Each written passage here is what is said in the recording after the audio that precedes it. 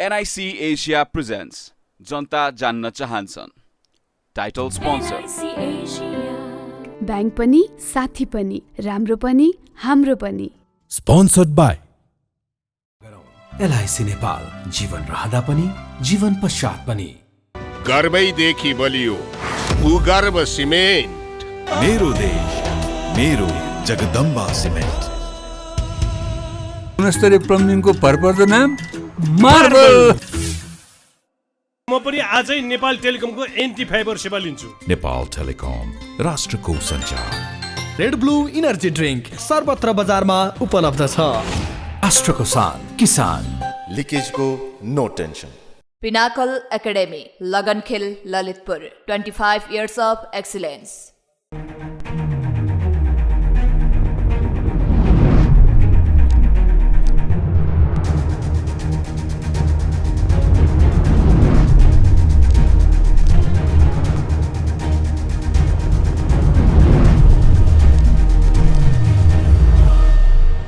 आजको जनता जान्न चाहन्छन् कार्यक्रममा हाम्रो बीचमा 3 जना नेता हुनुहुन्छ र 3 जना मन्त्री भइसकेको व्यक्ति पनि हुनुहुन्छ र 3 जना कम्युनिस्ट ब्याकग्राउन्डका नेताहरू हुनुहुन्छ।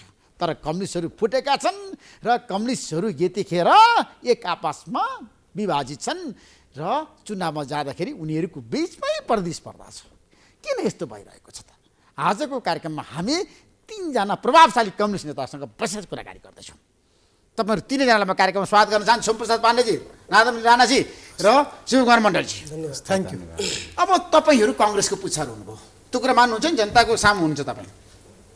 कसरी पुच्छर भन्नुभयो? तपाईले शेरबहादुर देउवालाई प्रधानमन्त्री बनाउनु भयो र भन्नु भएको छ शेरबहादुरजी हामीलाई टिकट दिनुपर्छ, चुनाव नत्र भने हामी जित्न सकिँदैन। त्यो कुरा मान्नुहुन्छ सोमप्रसाद पाण्डेजी? तपाई 2078 सालको जेठ 7 गते सम्झनुस्, यदि नेकपा एकीकृत समाजवादी माधव कुमार नेपालको टिमले सर्वोच्चमा गएर शनाखत नगरेको भएदेखि चाहिँ शेरबहादुर देउवा प्रधानमन्त्री हुनुहुन्थ्यो हुनुहुन्थेन? प्रधानमन्त्री शेरबहादुर देउवालाई बनाउनु भयो, तर अनि उहाँले के भन्नुभएको थाहा छ तपाईलाई? यो शब्द प्रयोग हुँदैन, 15 यो सिट होइन, शब्द प्रयोग 11 सिट दिने। अहिले बाध्यताका साथ गठबन्धन गरेका हौं। यो गठबन्धन कुनै रहरले होइन, कुनै लहरले होइन। यो त्यति बेलाको बाध्यता मान्नुहुन्छ नि। हामीले संविधान बचाउनको निम्ति, मुलुकको संघीय लोकतान्त्रिक गणतन्त्रलाई सुदृढ गर्नको निम्ति हामीले गठबन्धन गरेको। संविधान यदि कसले चाहिँ समाप्त पार्न खोजेको थियो? समाप्त पार्ने विषयमा त मैले धेरै छलफल गरेँ। त्यसो के विश्रामले दोषी धेरै छलफल गर्नु पर्दैन। त्यसमा चाहिँ धेरै आशंकाहरू, धेरै मान्छेको अनुमानहरू हुन सक्थ्यो। त्यो अनुमान नमिल्नु पनि सक्थ्यो, तर अनुमान चाहिँ धेरै गरिए अनि त्यसको निम्ति एउटा चाहिँ मुभ गर्नै पर्ने भयो। मुभ गर्नको निम्ति चाहिँ बाध्य भएर अनि यो गठबन्धन बनेको बनाउनु पर्ने स्थिति आयो। अब बनाए अब चाहिँ त्यो आफू फुटेर त्यो होइन, फुटेर होइन, पार्टीको प्रधानमन्त्रीलाई त्यति बेलासम्म सडकमा पुर्याएर, त्यो होइन, त्यो सत्ता बाहिर पुर्याएर, त्यसरी तपाईले भन्ने अहिले बालकोटमा पुर्याएर त्यो शेरबहादुर देउवालाई तपाईले बालोटारमा पुर्याउनु भयो। होइन त्यो कुरा त मान्नुस् न तपाईले। त्यो होइन नि, त्यस्तो कुरै हुँदैन। चाहिँ कुनै पनि एउटा चाहिँ प्रमुख व्यक्तिले त्यो सञ्चालनमा चाहिँ विधि पुगेन भनेदेखि, ढङ्ग पुगेन भनेदेखि त्यो घटना घट्छ। बाइ द वे घट्यो यो घटना, हामी यसमा दुखी पनि छौँ। तर अब चाहिँ बाध्यता भयो। हामीले चाहिँ जब 2077 साल पुस 5 गते संसद विघटन भयो, फेरि त्यसलाई चाहिँ के भयो, 77 साल फागुन 23 गते त्यो पुनर्बहाली भयो। फेरि गएर कहिले भयो? 2078 सालको जेठ 6 गते राति 11 बजे फेरि विघटन भयो। यसपछि तपाईँ सोच्नुहोस्, संविधानमा तपाईँले चाहिँ संसद विघटन गर्ने अधिकार प्रधानमन्त्रीलाई पाउनुहुन्छ? पाउनुहुन्न। तर भइदियो। यिनी कारणले गर्दाखेरि यो अवस्था आयो। यो अवस्था बाध्यताले आएको। गठबन्धन त अहिले होइन, हामी स्थानीय निर्वाचन गठबन्धनबाट गर्यौँ। हामीले त्योभन्दा हुन्छ अहिलेको निर्वाचन देशभरिमा हुन्छ, 5 दलको बीचमा। बिल्कुल। अरु दल आउँदैन, बाबुराम भट्टराई, महन्त ठाकुर, वामदेव गौतम। अहिले चाहिँ के छ नि, ठ्याक्कै भन्छ सोमप्रसाद पाण्डे, तपाईँ वामदेव नेपालको निकट नेता हो। वामदेव गौतम पनि अहिले चाहिँ नेकपा एमालेमा हुनुहुन्न। अनि बाबुराम भट्टराई हिजोसम्म जसपामै हुनुहुन्थ्यो। गठबन्धनको अलिकति चाहिँ त्यसको चाहिँ थोरै ब्याकग्राउन्ड तयार गर्ने मध्येको एउटा बाबुरामजी पनि हो। अनि त्यसपछि गएर के आउने नाउँ त कुरै भएन नि त। राधामन्त्री राणाजी, अब तपाईँहरू एक्लो बृहस्पति, एमाले हराउन देशव्यापी रूपमा राष्ट्रिय अभियान बनिसक्यो। तपाईँहरूलाई पराजित गर्ने, चुनावमा हराउने, तपाईँलाई पनि जित्न नदिने। अब तपाईँ के भन्नुहुन्छ? आज नेताहरूले भनिसक्नुभयो, सोमप्रसाद पाण्डेले, अब शिवकुमार मण्डलले। एक मिनट है, म थोरै यसमा चाहिँ करेक्सन गरौँ। हामी जित्न नदिएमा छौँ, हामी गठबन्धनबाट निर्वाचन लड्छौँ, गठबन्धन कायम रहन्छ। यो हाम्रो चाहिँ बाध्यता हो।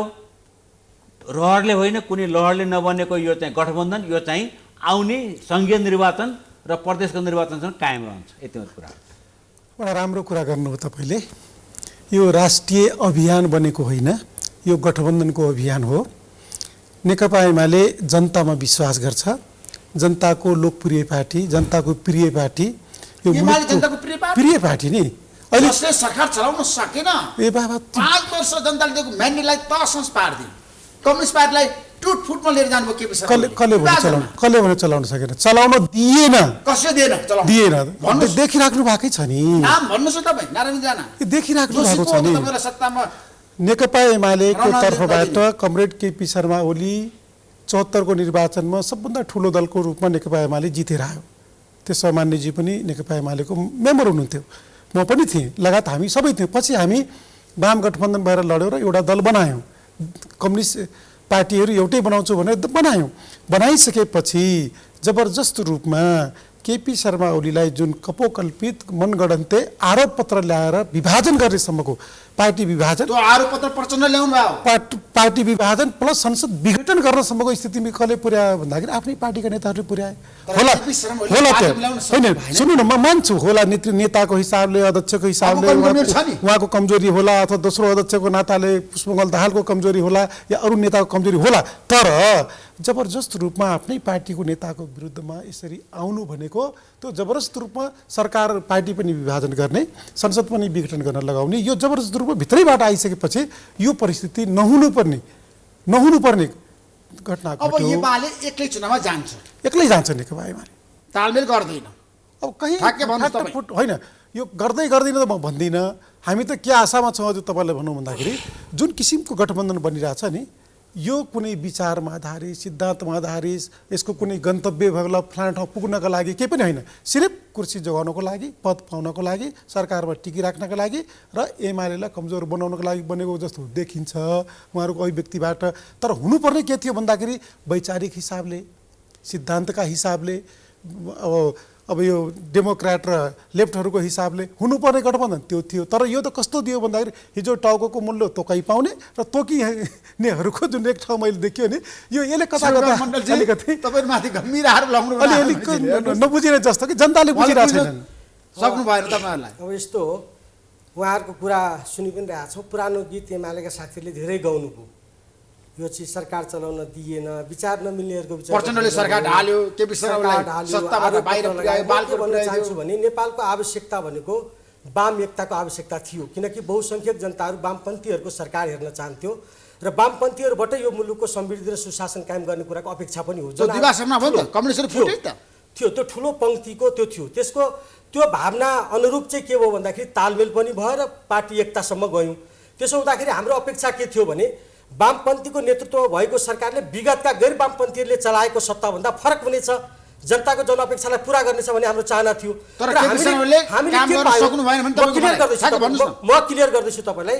त्यही भित्र चाहिँ तपाईँको जसरी चाहिँ वामपन्थीभित्र जो हामीले कल्पनै नगरेको निरङ्कुश, हामीले यो अहिलेको राजनीतिक परिवर्तनको चाहिँ यति धेरै ठुलो हत्याराको रूपमा स्थापित हुने सरकार प्रमुख जसले चाहिँ एउटा वामपन्थी विचारलाई पनि तपाईँको धुमिल पार्ने र जनताको जनचाहनालाई कुठित गरेर संविधान विपरीत चाहिँ तपाईँको गतिविधि सञ्चालन गर्ने जस्ता कुरा जे भयो, मलाई लाग्छ 19 बुँदे जुन खालको आरोप पत्र भनिरहँदाखेरि त्यो आम जनतामा उठेको सत्ताबाट चाहिँ जे प्रकारको चाहिँ सत्ता सञ्चालनको जुन त्रुटिपूर्ण थियो, जुन जनताले प्रश्न उठाए, ती समग्रमा जनताले उठाएको विषयलाई पार्टीभित्र छलफलको निम्ति ल्याएको विषय हो।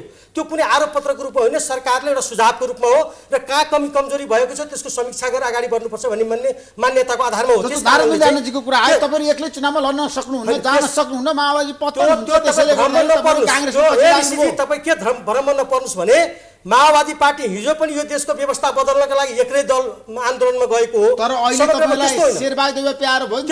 त्यस्तो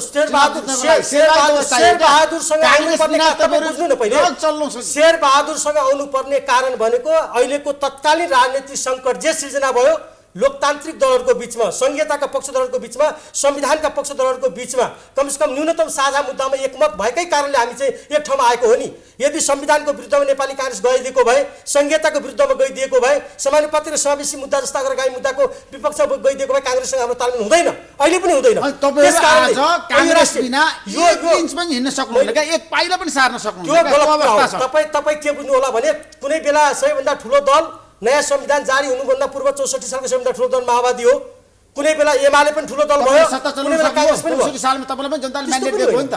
त्यस्तो पनि होइन। तपाईँले प्रचण्डजी पनि असफल भयो। त्यस्तो भ्रममा के नपर्नु होला। माओवादी एक्लै निर्वाचन जान सक्दैन भन्ने कुरा भ्रम नपाल्नु होला।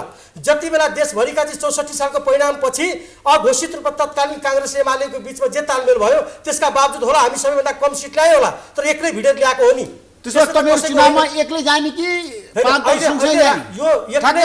एक्लै जाने र नजाने भन्ने भन्दा पनि मुख्य यति बेलाको मुख्य समस्या के हो? समस्याको समाधान गर्नका निम्ति राजनीतिक दलहरूको बिचमा तालमेलको आवश्यकता छ कि छैन? तालमेलको आवश्यकता यो राष्ट्रिय आवश्यकता हो। यो कुनै दलको इच्छा, कुनै दललाई सरकारमा पुर्याउने या कुनै दललाई बहुमत ल्याउनका निम्ति होइन। यो अहिलेको जो राष्ट्रिय सङ्कट, जो राजनीतिक सङ्कट सिर्जना भएको छ, यो राजनीतिक सङ्कटको समाधानको निम्ति राष्ट्रिय स्तरकै आवश्यकता परेको कारणले गठबन्धन गएको, कुनै रहरले होइन। त्यसमा एमालेसँग तपाईँको तालमेल हुँदैन चुनावमा? एमाले अहिले तत्कालीन हामीले भन्दै आएको विषय के हो भने हाम्रो लडाइँ कुनै एमालेका विरुद्धको होइन, यो गठबन्धन पनि एमाले विरुद्धको होइन। तपाईँले गलत भ्रम नपर्नु होला। हामी कसैको विरुद्ध खास गरिकन एमाले भित्रको भएको केपी ओलीको जे प्रवृत्ति हो, निरङ्कुश प्रवृत्ति, तानाशाही प्रवृत्ति र तपाईँको गैर संवैधानिक कदम जे चालियो त्यो प्रवृत्तिका विरुद्धको लडाइँ हो, एमाले विरुद्धको हाम्रो लडाइँ होइन। एमाले भित्र पनि परिवर्तन गर्ने गामीहरू हुनुहुन्छ, त्यसलाई हामी सम्मानै गर्छौँ। तर जे प्रवृत्ति, गलत प्रवृत्तिको जे खालको परिघटना भयो त्यसको विरुद्धको मात्र यो आन्दोलन। अब सिटको भागभण्डा कसरी लगाउने सोमप्रसाद पाण्डेजी मलाई बताउनुहोस् त। 165 मा अब सङ्घमा र प्रदेशमा 300 मा। अब यसमा के छ भने गठबन्धनको बैठक बसेर गठबन्धनले एउटा कार्यदल पनि बनाएको छ, 11 जनाको कार्यदल बनाएको छ। त्यो कार्यदलले आफ्नो होमवर्क सुरु गरिसकेको छ। कस्तो छ भने कुन दलको उम्मेदवारलाई उठाउँदाखेरि त्यो ठाउँमा जित्न सकिन्छ भन्ने विषयमा पनि मूल्याङ्कन भइरहेको छ। त्यस विषयमा चाहिँ पनि सबैतिरबाट आफ्नो दिनुस् मापदण्ड दिनुस् न। आज जनतालाई मापदण्ड दिने कुरो त यस्तो छ, यसमा आधार दिनु पर्दैन। अहिले कुनै मापदण्ड हुँदैन। हामीले हिजो गठबन्धन गर्दाखेरि पनि कुनै मापदण्ड, कुनै सङ्ख्या, कुनै खालको चाहिँ अनि तपाईँलाई कति सङ्ख्या चाहिन्छ? सङ्ख्या चाहिने त 10 सिट कि 12 सिट? कहाँको 12 सिटले हुन्छ? बाहिर त्यही चर्चा छ। तपाईँले 12 सिट दिनु। तपाईँले अब यसरी चाहिँ अब यो एकदम पुरा चाहिँ मान्छेलाई होइन, जनतालाई बताउनु होइन, जनतालाई बताउनु कुरा होइन। यो त मैले भन्दैछु हाम्रो चाहिँ एउटा कार्यदल बनेर प्रत्यक्षमा हामी 13 जना छौँ। अनि त्यो 13 जनाले टिकट पाउँछ? अनि 13 जना पछि चाहिँ तपाईँको यो ठाउँ तपाईँ हेर्नुभयो भने अनि हामी गठबन्धनको 5 वटा पार्टीबाट कतिपय ठाउँमा चाहिँ कुनै पार्टीको उम्मेदवारलाई चाहिँ नदिई नहुने खालको त्यहाँ चाहिँ बढी वर्चस्व, त्यो खालको लोकप्रियता भएको पनि छ। कुनै ठाउँमा कुन खालको परिस्थिति छ त्यो सबै मूल्याङ्कन हुन्छ। सबै मूल्याङ्कनपछि मात्रै तपाईँहरू 13 सिटमा रहने कि 15 मा कि त्यस्तो होइन। अहिले चाहिँ यति हुन्न। अब हाम्रो हिसाबमा के देखिन्छ भनेदेखि चाहिँ हामी अहिले न्यूनतम हाम्रो चाहिँ जुन उम्मेदवारहरूको चाहिँ जुन क्याटेगोराइज गरेका छौँ त्यो हेर्दाखेरि 37 सिट जति चाहिँ हाम्रो 37 सिट चाहिने तपाईँहरूलाई? चाहिने भने छैन। म भन्दैछु, ठिक छ, म भन्दैछु तपाईँलाई चाहिँ जवाब त पुरा गर्न दिनुहोस्। अनि हामी हेर्दैछौँ त्यसभित्र के छ भन्दाखेरि हामीले धेरै फ्याक्टरलाई हेरेका छौँ। त्यो ठाउँमा गठबन्धनमा जित्नको निम्ति कुन उम्मेदवार उठाउँदा, कुन पार्टीको 5 दलभित्र कुन पार्टीको उम्मेदवार उठाउँदाखेरि बढी मत ल्याउन सक्छौँ भन्ने विषयमा पनि हामी केन्द्रित छौँ। यी सबै हेर्दाखेरि हामी अब त्यो जब निर्गमनमा पुग्छौँ त्यसपछि टुङ्गोमा पुग्छौँ। तपाईँलाई एउटा कुरा चाहिँ मान्नुहोस्, तपाईँले भने जस्तो त्यो 12, 14, 15 होइन, सम्मानजनक खालको सिट सम्मानजनक अवस्थामा तपाईहरु भागभण्डा पाउँछौँ हामीले। हामीले तपाईँको थाङ्रा सुताइदियो। हिजोको स्थानीय निर्वाचनमा पनि हामीले महानगर 6 वटा महानगर मध्ये एउटा पाएका छैनौँ, 11 वटा उपमहानगर मध्ये एउटा उपमहानगर पाएका छैनौँ। हामी हिजो पनि हो कतिपय ठाउँमा हामीलाई अलि अवमूल्यन पनि भएको छ। नेकपा माओवादीबाट, नेकपा नेपाली कङ्ग्रेसबाट, अरू पार्टीका साथ जसपाबाट जुन खालको परिवेश त्यो सबै मिलाउँदाखेरि हामीले केही कम सिट पाएकै हो स्थानीय चुनावमा। त्यसप्रति हामीले केही आक्रोश व्यक्त गरे पनि हो, केही टिप्पणी गरेका पनि थियौँ। तर त्यो के भइदियो, हामीले चाहिँ 79 सालको वैशाख 30 गते निर्वाचन सम्पन्न गरिसकेपछि हामीले जेठको 15 गते पछि समीक्षा गऱ्यौँ। 20 गते पुग्दा नपुग्दै यसलाई चाहिँ हामी सबै समीक्षाबाट टुङ्गो लगाएर यसलाई पटाक्षेप गऱ्यौँ, क्लोज गरिदिउँ। अब यसपछि हामी कहाँ गयौँ?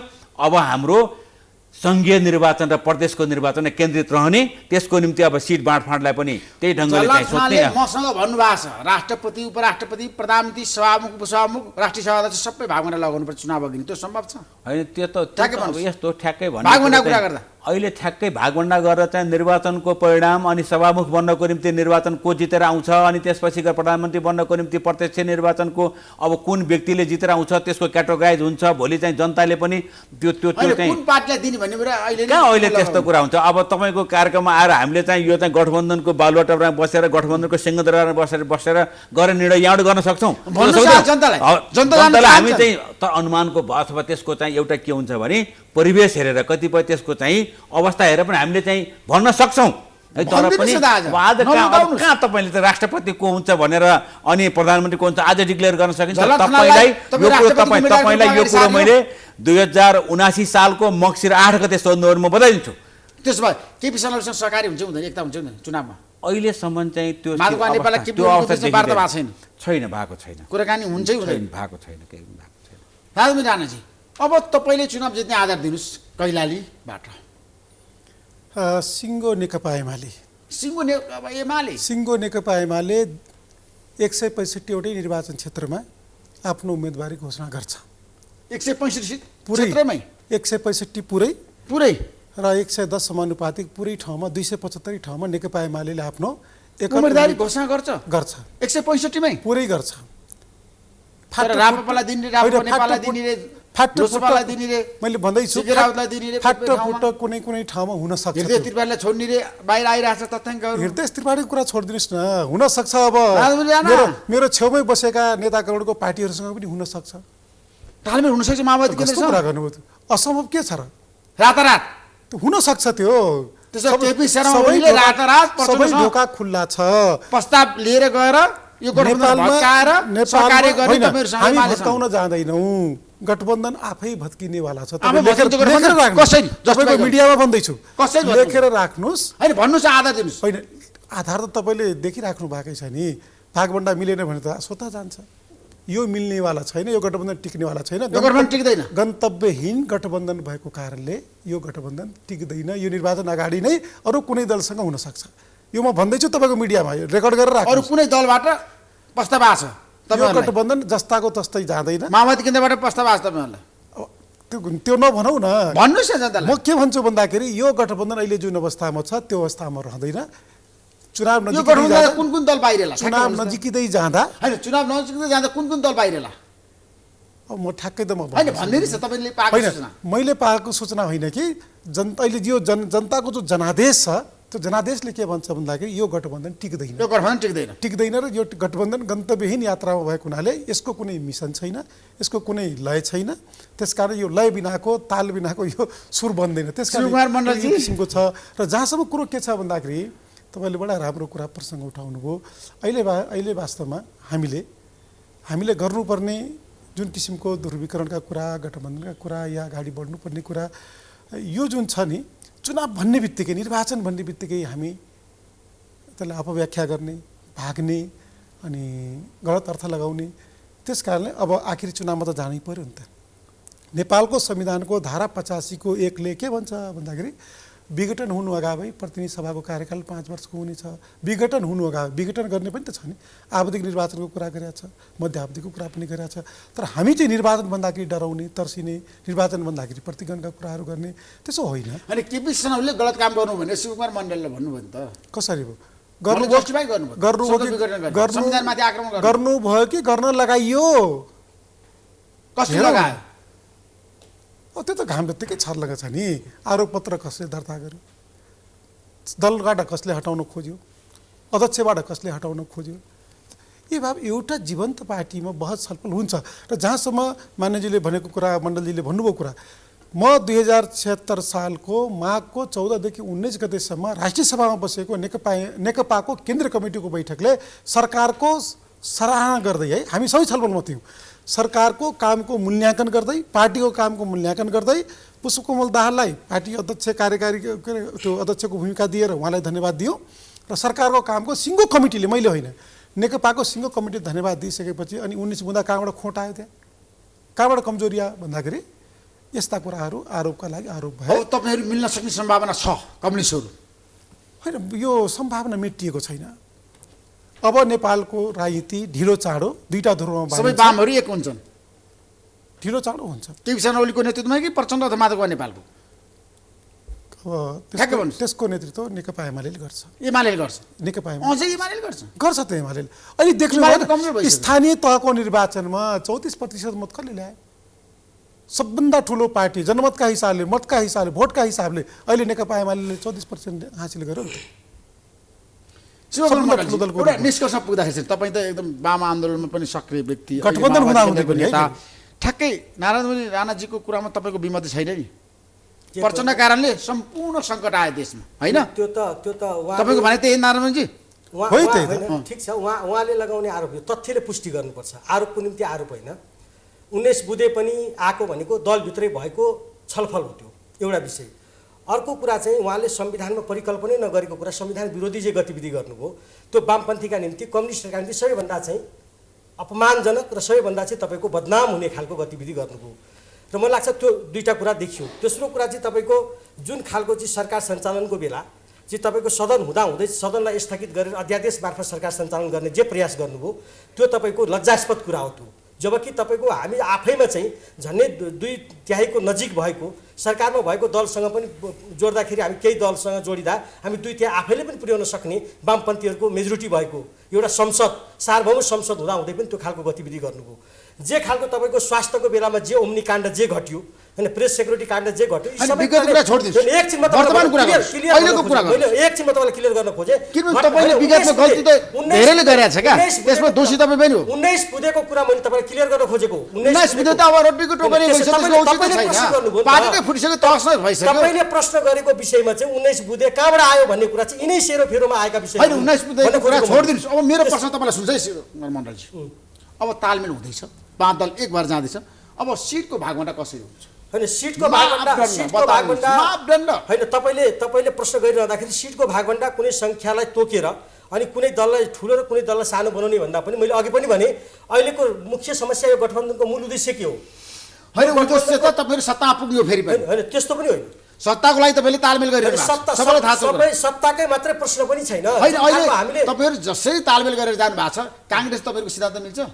होइन, काङ्ग्रेस आलो पालोमा तपाईँहरू गएको होइन? फेरि पनि हामी गएको निर्वाचन पछि प्रचण्ड प्रधानमन्त्री बनाउने तपाईँको गृह योजना होइन? यो तपाईँले चाहिँ यो कपोकल्पित कुरा गर्दै हुनुहुन्छ। त्यसो प्रचण्ड प्रधानमन्त्री बन्नुहुन्न, प्रधानमन्त्री बन्न आवश्यकता पर्यो भने बन्नुहुन्छ, त्यसमा कुनै ठुलो कुरै भएन। यो संसदीय व्यवस्थाभित्र प्रधानमन्त्री र मन्त्री बन्ने कुरा पनि यो भनिराख्नु पर्ने विषय हो र? फलानु भन्ने कि होइन, यो एउटा तपाईँ भन्नु न, यो व्यवस्थाको मूल मर्म के हो? त्यसर्थ मलाई के लाग्छ भने प्रधानमन्त्री बन्ने कुरा, राष्ट्रपति बन्ने कुरा, उपराष्ट्रपति बन्ने कुरा त त्यो सामान्य कुरा हो।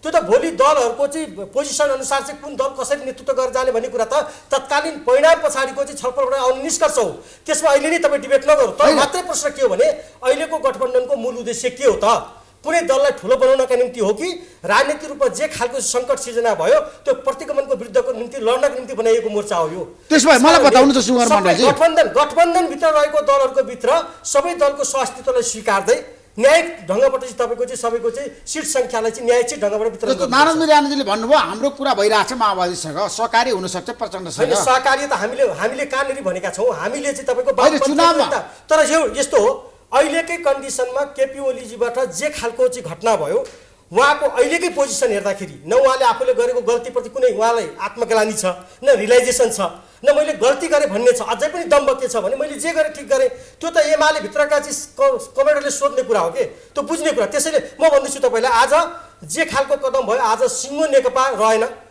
नेकपाको झन्डै 2/3 सरकार रहेन, नेकपा एमाले पनि रहन सक्ने स्थिति रहेन नि। त्यो कसको कारणले भन्ने कुरा अरूले आरोप लगाउँदाको विषय होइन, त्यो तथ्यले के कुरा बोल्छ भन्ने कुरा। त्यसर्थ अहिले पनि हामी के भन्छौँ भने जुन खालको उहाँको जे घटना, जुन खालको उहाँले गलत प्रवृत्तिहरू अवलम्बन गर्नुभयो, त्यो प्रवृत्तिको आधारमा चाहिँ अहिले तत्काल कुनै सम्भावना छैन। त्यो सचेर आयो, कुनै दिन रिलाइज भएछ गल्ती भन्ने असम्भव छैन। ठ्याक्कै तपाईँले मागेको 40 सिट हो काङ्ग्रेससँग, त्यो तपाईँ माओवादी केन्द्रले त्यो विषयमा अहिले टुङ्गो लागेको त्यस्तो होइन। आइसक्यो बाहिर सिटको कुरा भएको छैन। होइन, सिटको बाँडफाँड कसरी भयो भनेर आइसक्यो। अहिले बनेको कार्यदलले अध्ययन गर्दैछ। होइन, कार्यदलको सदस्य गगन थापाले हिजो यही जनता चाहन्छ कार्यक्रम भन्नुभएको छ। काङ्ग्रेस गाड्नु चाहिँ 100 सिट चाहिन्छ, 65मा तपाईँले तालमेल गर्ने 4 दलले। यस्तो मलाई के लाग्छ भने गठबन्धनभित्र सबैभन्दा विवादित दल भनेकै काङ्ग्रेस हो। काङ्ग्रेसभित्र भएको गुट उपगुट उहाँको आफ्नै प्रकारको भागभण्डा कहिलेकाहीँ काङ्ग्रेस पार्टीले निर्णय गर्नुहुन्छ नि के भन्नुहुन्छ काङ्ग्रेस पार्टीले छोड्नु साथ। हैन, काङ्ग्रेस पार्टीको निर्णय गठबन्धनको निर्णय होइन। तपाईँ बुझ्नु होला। गगनजीले के बोल्नुभयो? गगन थापाको निर्णय आधिकारिक हुँदैन। त्यो गगनजीको पार्टीभित्रको निर्णय गठबन्धनको निर्णय होइन। त्यो हुँदै होइन। गठबन्धनको निर्णय शेरबहादुरको निर्णय आधिकारिक हुँदैन। कसरी हुन्छ? पार्टीभित्र गरेको छलफलको निर्णय गठबन्धनको निर्णय हुन्छ। काङ्ग्रेस पार्टीको निर्णय गठबन्धन कार्यान्वयन हुँदैन। काङ्ग्रेसभित्रको एकल पार्टीको निर्णय चाहिँ गठबन्धनले मान्नुपर्ने बाध्यता छ। त्यस्तो त छैन कहीँ पनि।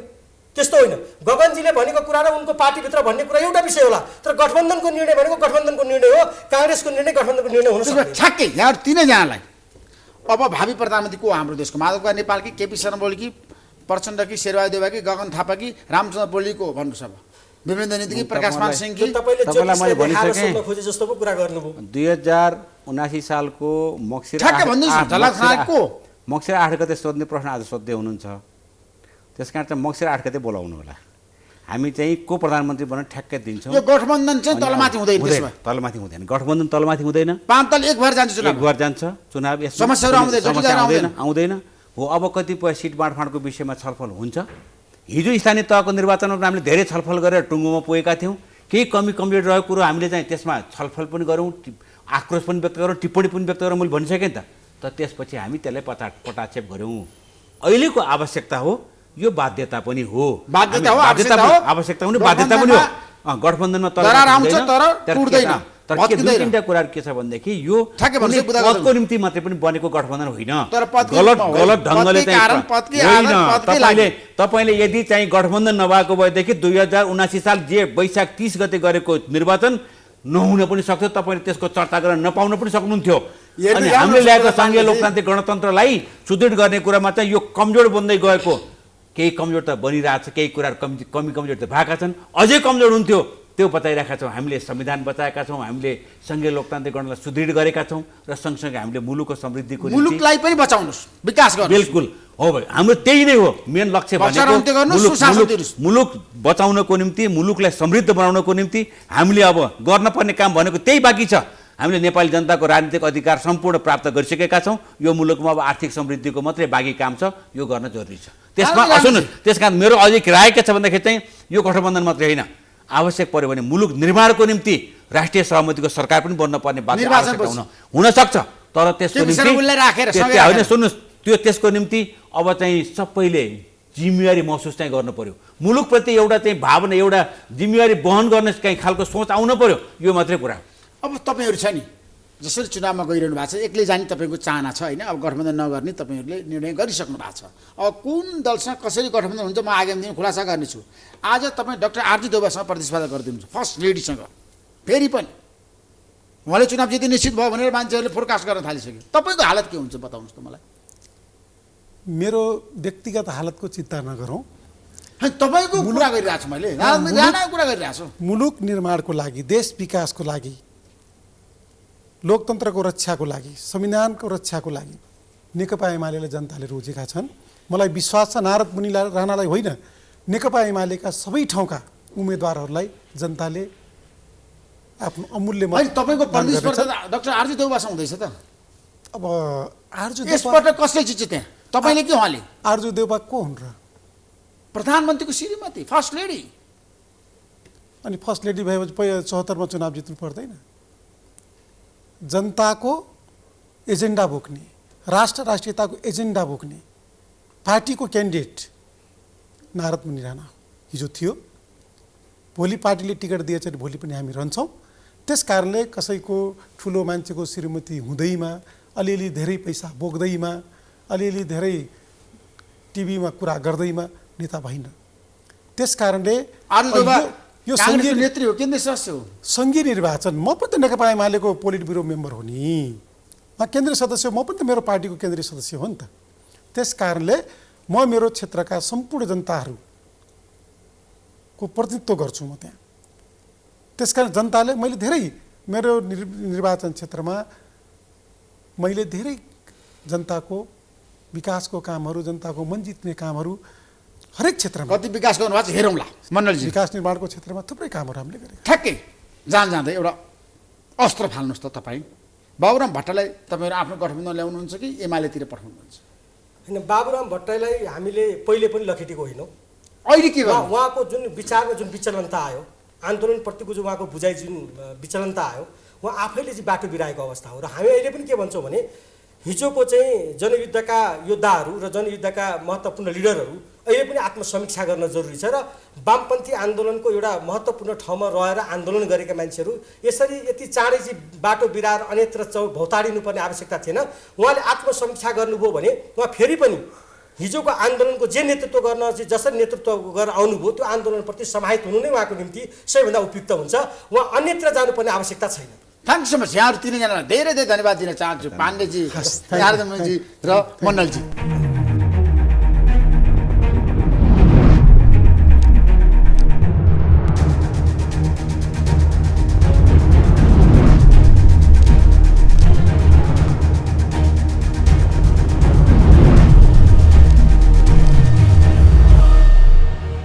NIC Asia presents जनता जान्न चाहन्छन्। टाइटल स्पोन्सर ब्याङ्क पनि, साथी पनि, राम्रो पनि, हाम्रो पनि।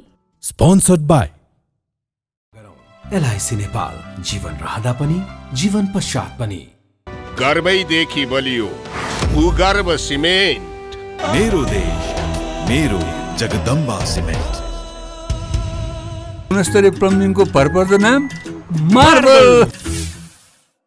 म पनि आजै नेपाल टेलिकमको एन्टी फाइबर सेवा लिन्छु। नेपाल टेलिकम, राष्ट्रको सञ्चार। रेड ब्लू इनर्जी ड्रिङ्क सर्वत्र बजारमा उपलब्ध छ। राष्ट्रको शान किसान। लिकेजको no tension. Pinnacle Academy, Lagankhel, Lalitpur, 25 years of excellence.